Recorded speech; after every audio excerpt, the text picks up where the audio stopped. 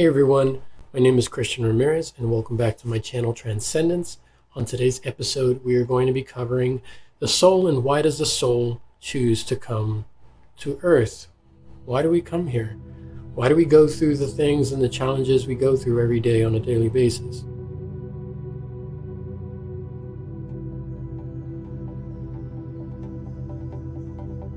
Now remember, what I'm covering is the information as I understand it from the research that I've done over the years. I highly recommend that if you're interested in this topic, that you do the research for yourself and don't just take my word as truth. So if you do the research for yourself, you look into hypnotism, past life regression, near-death experiences, mediums, channelers, you're going to find that everyone's saying the same things. Another thing I would like to point out, there is a database that actually has a free library of different books and different materials for you to read, like the Pyramid Code or Rays of Light, and you can check that out on unified.tv. It's a free library, although I do recommend trying out their subscription. They have tons of videos for free, and some of them are you have to have an account in order to watch some of these videos, but I highly recommend them. They cover many different topics, and a lot of the different topics I'm already covering, but I highly recommend it. There are different sources and media outlets that are coming out with material that I'm going over now, and I'm glad to see that, such as Gaia, unified.tv. Go check it out for yourself. So I'm going to read some passages from one of the books that I've read to give you some coverage on why the soul chooses to come here. The book was written by Robert Schwartz, and he's a hypnotist, and he worked with some mediums to get some of the information by interviewing some people who have had some particular challenges in their life and why the soul chose to incarnate and have a particular experience. Now remember, if you've seen some of my videos in the past, I highly recommend watching the one on vibration and consciousness. As you start to understand vibration, consciousness, energy, a lot of this information starts to make more sense. So the soul chooses to come here for many different reasons. The non-physical realm where the soul resides, it's a very different plane of existence. It's not like it is here. But the soul can't learn certain types of lessons while in the non-physical. If the soul were to remain in ultimate perfection, how would it grow? How would it know the difference? How can you know the difference between love without experiencing pain? How would you know the difference between joy and suffering? So the soul chooses specific life challenges. And when a soul chooses to come down to Earth, ultimately it knows that it's not going to be annihilated. We know through science, through the law of conservation, that energy cannot be created nor destroyed.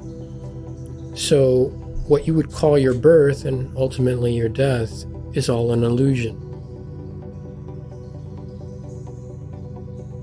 With that understanding, and again, the understanding that the soul will not be annihilated, the soul ultimately knows that no matter what happens, it's going to be okay in the end. From the human perspective, that could be a very hard pill to swallow. But again, you have to understand that the soul has a much broader perspective than the human mind can contain. People throughout the world are gaining this understanding and starting to have a better grasp of what's actually going on, again through near-death experiences, channelers, mediums, and the like. There is a lesson to be learned in every experience, and the soul chooses to come down here to experience the physical and all sides of any particular issue.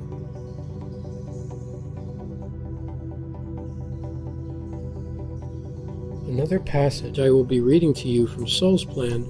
I'm going to give you a couple of examples of why a particular soul will choose a particular lesson to learn, regardless of the type of hardship. One of the next passages I'm going to share with you are from a person named Doris. And Doris was verbally and mentally abused by her alcoholic mother. She was then later diagnosed with cancer.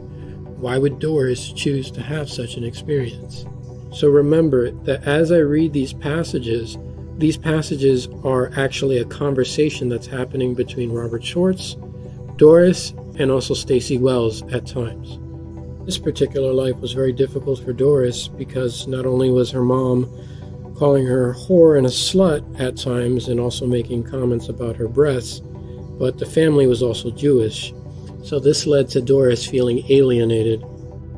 Doris is clairaudient and she can also channel. And now I'm going to start reading some of the passages from the book so you can get a better idea of what was going on. To which Doris replies, "We do not see ourselves as limited, therefore there is room for all of it. When you are not in linear time, there is no need to rush. There is no time for all of it." And Robert goes into further explanation by saying, the soul's use of no time was an intentional way of pointing out that time is an aspect of our physical dimension. It is an illusion, a means of instruction, a way to have certain experiences that are not possible without its perception. The comment that souls do not see themselves as limited is of great significance. Thought is literally creative both in the non-physical realm, where it manifests instantly, and on the physical plane, where thoughts become physical reality if they are of sufficient frequency and strength over time. Belief, specifically the belief that one is not limited, empowers thought. The combination of focused thought and a belief in oneself as unlimited is potent enough to move mountains. Another thing I would like to clarify in that passage is that remember that time is an illusion. It doesn't actually exist the way we understand it. We use it for convenience sake on the physical plane. And another thing I'd like to point out is that on the other side, manifestations happen instantly. So for example, in that dimension, if you were to imagine a cabin in the woods, you can manifest it instantaneously. If you wanted to be swimming in the ocean, you can manifest it instantaneously. You are a creator being. It's only when we come into the physical that we have to actually apply by physicality's rules. So you would have to get in a car to drive to the beach to get to the ocean. You can't just manifest it instantly. Why would Doris choose to have a life where she would experience breast cancer? You've mentioned the 3 lessons for Doris to learn: correct use of sexual energy, acceptance of the female form, and self-love. Can you explain how the cancer experience has helped Doris to learn these things? Doris, through this cancer, found that sexuality is now a minor talent when one must concentrate on healing. Brought to the fore are creativity, courage, resolution, acceptance of opportunity, faith in others. When the mind and the heart are full of these things, sexuality as a weapon and tool tends to be shoved aside and forgotten. The acceptance of the female form. Doris has now realized that there is a saying, form follows function. That form is not simply to convey her gender and sexuality, that secondary characteristics do not make her more or less of a female or more or less desired. Therefore, the emotional charge with the body has been disengaged. As she has worked through her cancer and inspired others, the seeing of herself by others who gain from her courage and kindness allows her to understand that there is much about the self to love. So before I get into this next passage, I'm going to talk about a word I recently learned called tikkun, which is Hebrew, which means to rectify, to amend, to repair. So a soul has a particular lesson when it comes into a particular lifetime, and that soul's tikkun is dependent on the energy that needs to be balanced out. Doris had some energy that she actually needed to balance out in this particular lifetime, and that's why I wanted to explain this before getting into the next passage. Everyone has a tikkun, and to give an example of this, let's say in a prior lifetime you were rich and only self-serving, and you never helped anyone with the amount of abundance that you had, you only cared about yourself. Then one can imagine that that particular soul's tikkun in this lifetime would be to have a life of opposites. So since that soul was particularly self-serving in the last lifetime with abundance, now in this particular lifetime, they may have a life where they don't have the same kind of abundance. So if one was rich, now they are poor. and now they have to experience, because a soul will continue to incarnate to see all sides of an issue. It will see all sides to balance that energy out. Doris's breast cancer resulted from her thoughts about herself, thoughts that were triggered by an event she had planned before she was born. Like waves crashing upon a shore, our thoughts wash powerfully over our bodies. And as the tides shift each grain of sand, so do our thoughts, swirl in and around each cell, impressing upon them the energy they carry.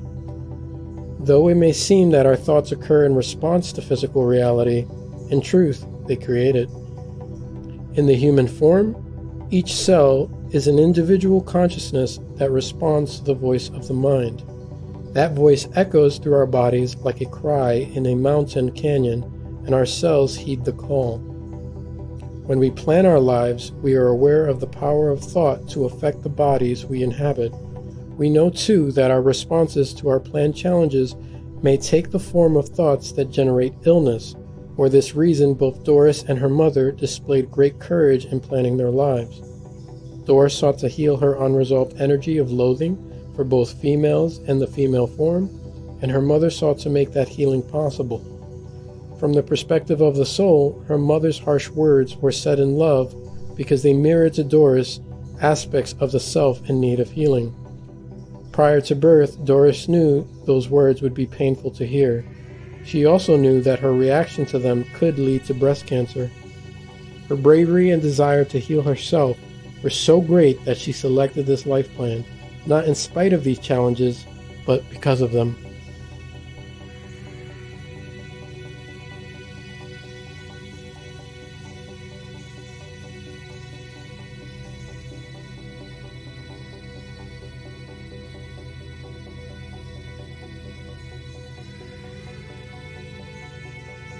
That's all for today, guys. That's the end of part 1. I'm going to be uploading part 2 very soon, so be on the lookout for that. Please be sure to like, share, and subscribe, and hit that bell notification icon so you can be notified when I drop the next episode.